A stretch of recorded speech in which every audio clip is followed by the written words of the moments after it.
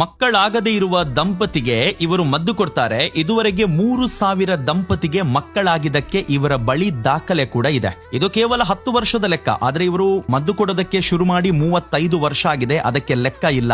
ಆದ್ರೆ ಇವರ ಸಾಧನೆಗೆ ಮಾತ್ರ ಜರ್ಮನಿಯಿಂದ ಗೌರವ ಡಾಕ್ಟರೇಟ್ ಕೂಡ ಸಿಕ್ಕಿದೆ. ಇವೆಲ್ಲಕ್ಕಿಂತ ಹೆಚ್ಚಾಗಿ ಸಾವಿರಾರು ದಂಪತಿಗಳ ಮೊಗದಲ್ಲಿ ಮಕ್ಕಳಾದ ಸಂತಸ ಕಂಡು ಇವರು ಸಂತೃಪ್ತಿಯನ್ನ ಪಟ್ಟಿದ್ದಾರೆ. ಇವರ ಹೆಸರು ವಿಜಯಲಕ್ಷ್ಮಿ ಕರ್ವಜ್ಜೆ ಅಂತ ಹೇಳಿ ದಕ್ಷಿಣ ಕನ್ನಡ ಜಿಲ್ಲೆಯ ಸುಳ್ಯ ತಾಲೂಕಿನ ಗುತ್ತಿಗಾರು ಒಳಲಂಬೆ ಆಂಗೀರಸ ವೇದಾಸದನ ಕರ್ವಜ್ಜೆ ಇವರ ಮನೆ. 3 ತಲೆಮಾರಿನಿಂದ ಮದ್ದು ಕೊಡ್ತಾ ಇದ್ದಾರೆ. ಅಜ್ಜಿ ಗಂಗಮ್ಮ, ಬಳಿಕ ಪರಮೇಶ್ವರಿ, ಇದೀಗ ಪರಮೇಶ್ವರಿಯ ಮಗಳು ವಿಜಯಲಕ್ಷ್ಮಿ. ಇನ್ನು ಸದ್ಯ ತನ್ನ ಮಗನಿಗೂ ಕೂಡ ಆಂಗೀರಸ ಶಂಕರ್ ಶರ್ಮಾ ಅವರಿಗೂ ಕೂಡ ಈ ಒಂದು ವಿದ್ಯೆಯನ್ನ ಕಲಿಸಿಕೊಟ್ಟಿದ್ದಾರೆ. ಇನ್ನು ಇವರ ಎಲ್ಲ ಕೆಲಸಕ್ಕೆ ಪತಿ ಕರ್ವಜೆ ಕೇಶವ ಜೋಯಿಸರು ಸಂಪೂರ್ಣ ಸಹಕಾರವನ್ನ ಕೊಡ್ತಾ ಇದ್ದಾರೆ. ನಮಗೆ ಇವರ ಮನೆಗೆ ತೆರಳಿದಾಗ ಗಿಡಮೂಲಿಕೆಯ ನಡೆದಾಡುವ ವಿಶ್ವಕೋಶದ ಜೊತೆ ಮಾತನಾಡಿದ ಅನುಭವ ಆಯಿತು. ಯಾಕಂತ ಹೇಳಿದ್ರೆ 1 ಎಕರೆ ಜಾಗದಲ್ಲಿ 650 ಬಗೆಯ ಔಷಧೀಯ ಸಸಿಗಳನ್ನ ನೆಟ್ಟು ಬೆಳೆಸಿದ್ದಾರೆ. ಇನ್ನು ಮಕ್ಕಳಾಗದೇ ಇರುವ ದಂಪತಿಗಳ ಗಮನಕ್ಕೆ ನೀವೇನಾದ್ರೂ ಇವರ ಮನೆಗೆ ಹೋಗ್ತೀರಂತಾದ್ರೆ ಶನಿವಾರ ಮತ್ತು ಭಾನುವಾರ ಮಧ್ಯಾಹ್ನ 12 ಗಂಟೆಯ ಒಳಗಾಗಿ ಹೋಗಬೇಕು. ಹೋಗುವ ಸಂದರ್ಭ ನಿಮ್ಮ ಜಾತಕವನ್ನ ಹಿಡ್ಕೊಂಡು ಹೋಗಬೇಕು. ಯಾಕಂದ್ರೆ ನಿಮ್ಮ ಜಾತಕದಲ್ಲಿ ನಾಗದೋಷ, ಹಿರಿಯರ ಶಾಪ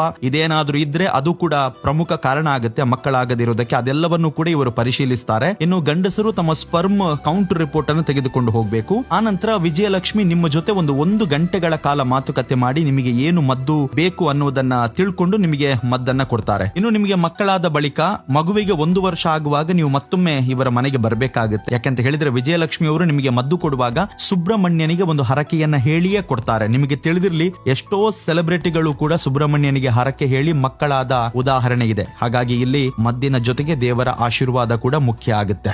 7ನೇ ತರಗತಿ ಕಲಿತ ವಿಜಯಲಕ್ಷ್ಮಿ ಅಮ್ಮನಿಗೆ ಜರ್ಮನಿಯಿಂದ ಗೌರವ ಡಾಕ್ಟರೇಟ್ ಸಿಗುತ್ತೆ ಅಂತಾದ್ರೆ ಇವರ ಸಾಧನೆಗೆ ಬೇರೆ ಸರ್ಟಿಫಿಕೇಟ್ ಬೇಕಾ ಹೇಳಿ? ಯಾಕೆ ಹೇಳಿದ್ರೆ PhD ಕಲಿಯುವ ವಿದ್ಯಾರ್ಥಿಗಳು ಕೂಡ ಇವರ ಮನೆಗೆ ಬಂದು ಔಷಧೀಯ ಸಸ್ಯಗಳ ಬಗ್ಗೆ ಇವರಿಗಿರುವ ಜ್ಞಾನವನ್ನ ಪಡ್ಕೊಂಡು ಹೋಗ್ತಾರೆ. ಏನು ಮಕ್ಕಳಾಗದಿರುವ ದಂಪತಿಗೆ ಮಾತ್ರ ಅದರ ಕಷ್ಟ ಏನು ಅಂತ ಗೊತ್ತು. ಯಾಕಂತ ಹೇಳಿದ್ರೆ ನಿರಂತರವಾಗಿ ಕುಟುಂಬದವರು, ಸಮಾಜದವರು ಕೇಳುವ ಪ್ರಶ್ನೆಗೆ ಉತ್ತರಿಸಲಾಗದೆ ಚಿಂತೆಯಲ್ಲಿರ್ತಾರೆ. ಅಂತಹ ದಂಪತಿಗಳ ಮೊಗದಲ್ಲಿ ನಗುವನ್ನ ಮೂಡಿಸಿದ ತಾಯಿ ಇವರು. ಅದರಲ್ಲೂ ಕೂಡ ಪ್ರಮುಖವಾಗಿ ಕಳೆದ 35 ವರ್ಷಗಳಿಂದ ಯಾವುದೇ ಪ್ರಚಾರವನ್ನ ಬಯಸದೆ ಇಂತಹದೊಂದು ಪುಣ್ಯದ ಕೆಲಸವನ್ನ ಮಾಡ್ತಾ ಇದ್ದಾರೆ. ಹೀಗಾಗಿ ವಿಜಯಲಕ್ಷ್ಮಿ ಅಮ್ಮ ಮತ್ತು ಅವರ ಕುಟುಂಬಕ್ಕೆ ಮೆಚ್ಚುಗೆ ಇರಲಿ. ಯಾಕಂತ ಹೇಳಿದ್ರೆ ಬದುಕಿದ್ದಾಗ ಹೊಗಳೋಣ. ಇನ್ನು ಈ ವಿಡಿಯೋದಿಂದ ಒಂದಷ್ಟು ಜನರಿಗೆ ಸಹಾಯ ಆಗಲಿ ಎನ್ನುವ ಕಾರಣದಿಂದ ನಾವು ನಂಬರ್ ಎಲ್ಲ ಹಾಕಿದ್ದೇವೆ, ಅಡ್ರೆಸ್ ಕೂಡ ಹಾಕ್ತಾ ಇದ್ದೇವೆ. ಅದರ ಜೊತೆಗೆ ನಿಮ್ಮ ಹತ್ರ ಒಂದು ಸಣ್ಣ ರಿಕ್ವೆಸ್ಟ್, ಬದುಕಿದ್ದಾಗ ಹೊಗಳೋಣ ನಮ್ಮದೊಂದು ಹೊಸ ಪ್ರಯತ್ನ. ಹಾಗಾಗಿ ನೀವು ಈ ಪೇಜ್ ಅನ್ನ ಫಾಲೋ ಮಾಡಿದರೆ ನಮಗೆ ಮತ್ತಷ್ಟು ಒಳ್ಳೆ ಕೆಲಸ ಮಾಡೋದಕ್ಕೆ ಪ್ರೋತ್ಸಾಹ ಸಿಗುತ್ತೆ. ದಯವಿಟ್ಟು ನಮ್ಮ ಪೇಜ್ ಅನ್ನ ಫಾಲೋ ಮಾಡಿ ಬೆಂಬಲಿಸಿ. Thank you universe.